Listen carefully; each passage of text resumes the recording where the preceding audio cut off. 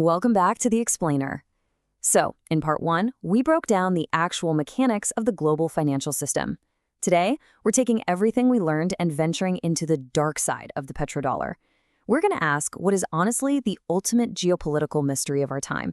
What exactly happens to countries that try to step out of line and bypass the mighty US dollar? The petrodollar, the price of defiance and the system under stress. Let's just dive right in and investigate how a 50-year-old financial architecture, literally a deal struck in the desert that rewired the entire global economy, is currently cracking under intense, modern geopolitical pressure. To kick things off, we've got to remember the core reality of our modern world. Oil isn't just the stuff you put in your car. It is the absolute base layer of the entire global economy. It powers shipping, aviation, fertilizers, plastics, the whole shebang.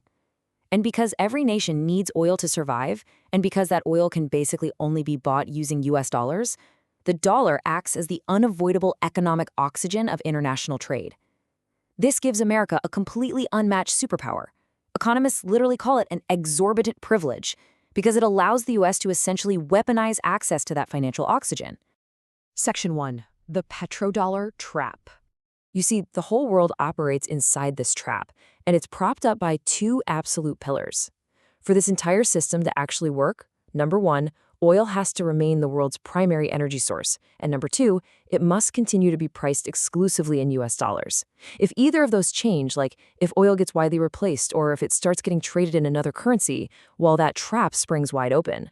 And man, this perfectly illustrates the immense macroeconomic power America wields here. It is basically a financial cheat code.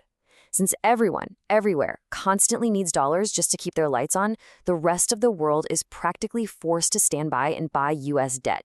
That means the US can run massive budget deficits and print money without instantly triggering hyperinflation. At the exact same time, it turns financial sanctions into a lethal weapon. Cut a rival off from the dollar, and you are literally choking off their economic air support. Section 2. The Price of Defiance. Now, a geopolitical machine this powerful and this deeply embedded in the fabric of the world doesn't just exist without some fierce historical challengers. Looking back, we see a very distinct pattern of defiance. There were leaders who actually tried to step out of line and sell their oil outside the dollar system.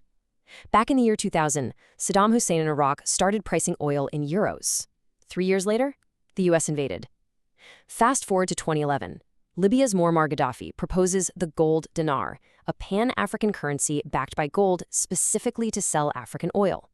That exact same year, NATO-backed forces removed him. Now, as an impartial explainer, it's absolutely vital to point out that officially, America and its allies cited very real and severe human rights issues, brutality, and dictatorial abuses for these interventions. And, to be clear, those issues were absolutely real. But beneath those official press briefings, there was a hidden economic thread quietly running underneath it all. Both of these leaders were actively attempting to break the US currency monopoly. And you know, they definitely weren't the only ones. Other nations have tried to bypass this financial architecture too. Iran has been selling oil in non-dollar currencies for years now. North Korea largely operates outside the system entirely. Down in Venezuela, Hugo Chavez proposed a non-dollar currency basket for oil. And predictably, what's the unifying result here? Every single one of these countries found themselves facing maximum US pressure, severe economic destabilization, and absolutely lethal sanctions. Which brings us to Section 3, the system under stress.